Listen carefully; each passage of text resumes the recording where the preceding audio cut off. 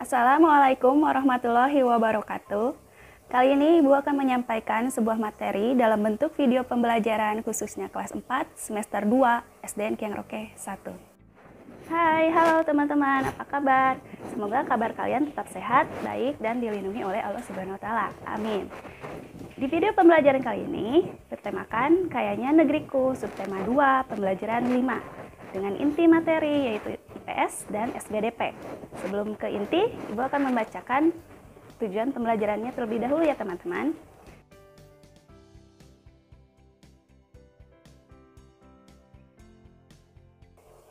Tujuan pembelajaran yang pertama, dengan membaca dan mengamati gambar, siswa dapat mengidentifikasi pemanfaatan sumber daya alam dengan penuh kepedulian.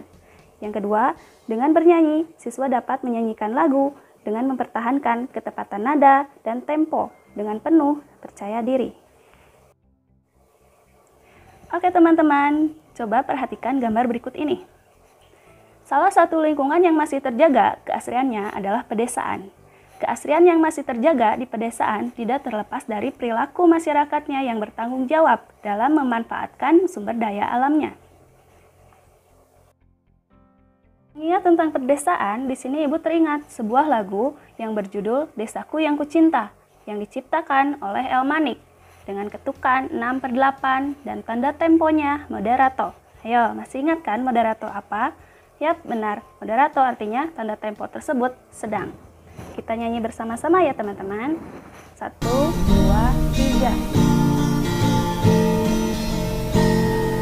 Desaku yang kucinta, pujaan hatiku, tempat ayah dan bunda dan hadai tolongku.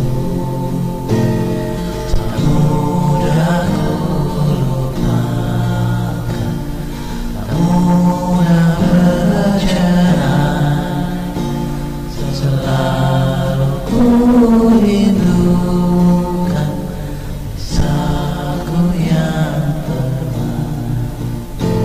Oke teman-teman, sangat menyenangkan bukan menyanyikan lagu tersebut? Lagu ini merupakan gambaran sebuah desa yang permai. Desa yang permai banyak dirindukan oleh semua orang. Melalui lagu ini, kita dapat bayangkan bahwa dengan lingkungan yang sejuk, layaknya desa permai merupakan kehidupan yang disenangi banyak orang. Mengapa bisa begitu? Karena masyarakat yang ada di desa sangat berpegang teguh dalam kewajiban mereka terhadap sumber daya alam yang ada di desa. Masih ingat sumber daya alam itu apa? Yap, benar.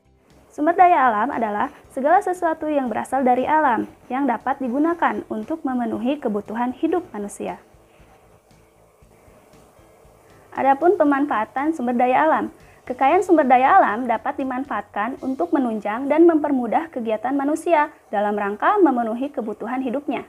Manfaat kekayaan alam bagi masyarakat dapat dirasakan secara langsung, misalnya hasil pertanian dan perkebunan, seperti sayur-sayuran, buah-buahan, dan padi merupakan hasil dari kekayaan alam yang dimanfaatkan secara langsung.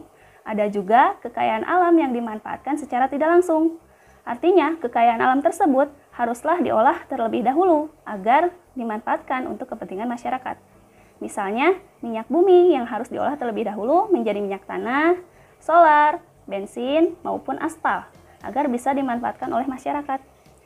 Sumber daya alam yang kita miliki menghasilkan kekayaan alam berupa hasil pertanian, hasil perkebunan, hasil perikanan, hasil perhutanan, dan hasil pertambangan. Sumber daya alam tersebut akan bermanfaat apabila kita dapat mengolahnya dengan baik.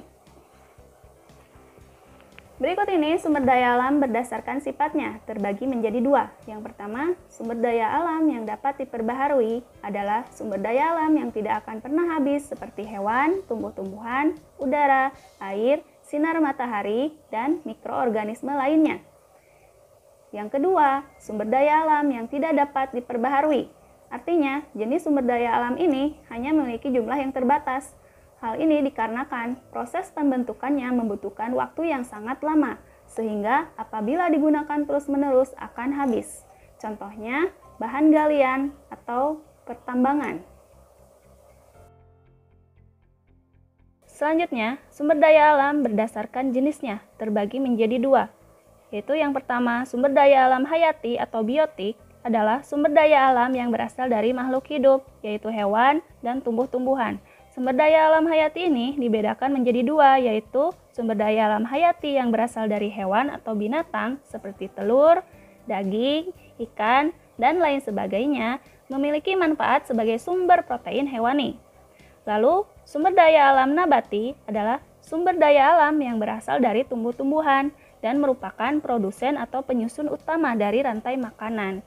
Juga memiliki manfaat sebagai makanan pokok dan makanan ternak. Yang kedua, sumber daya alam non-hayati atau abiotik. Sumber daya alam non-hayati ini berasal dari benda-benda mati, seperti tanah, air, udara, sinar matahari, dan hasil tambang. Yang terakhir, sumber daya alam berdasarkan lokasinya terbagi menjadi dua, yaitu yang pertama, sumber daya alam akuatik. Sumber daya alam akuatik adalah sumber daya alam yang dijumpai di daerah perairan, seperti ikan, rumput laut, terumbu karang, udang kepiting, dan lain sebagainya. Yang kedua, sumber daya alam terestrial adalah sumber daya alam yang hanya dijumpai di daerah atau wilayah di daratan, seperti hasil hutan, bahan-bahan tambang, dan lain sebagainya.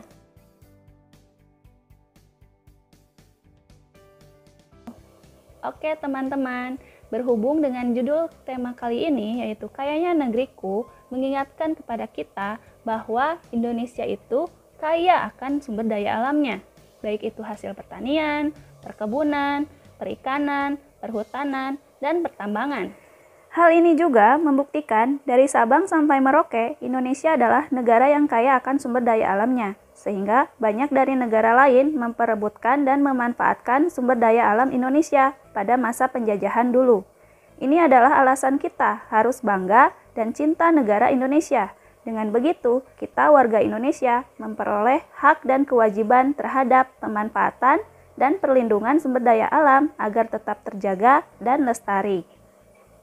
Oke teman-teman, bagaimana video pembelajaran kali ini? Bermanfaat bukan? Mari sama-sama kita simpulkan. Dari awal, kita bernyanyi lagu yang berjudul Desaku Yang Kucinta. Tentu, lagu tersebut memaknai sebuah desa yang asri dan permai, penuh dengan sumber daya alamnya yang masih terjaga dan terawat. Lalu, sumber daya alam juga ada manfaatnya, serta sumber daya alam juga dibagi menjadi beberapa bagian berdasarkan sifatnya, yaitu yang dapat diperbaharui dan yang tidak dapat diperbaharui. Berdasarkan jenisnya, yaitu sumber daya alam hayati dan sumber daya alam non-hayati. Sedangkan berdasarkan lokasinya, yaitu sumber daya alam akuatik dan sumber daya alam terestrial. Oke teman-teman, Ibu cukupkan sekian ya video kali ini. Semoga bermanfaat untuk belajar kalian. Salam sehat untuk semua dan jangan lupa tetap semangat ya. Sampai jumpa.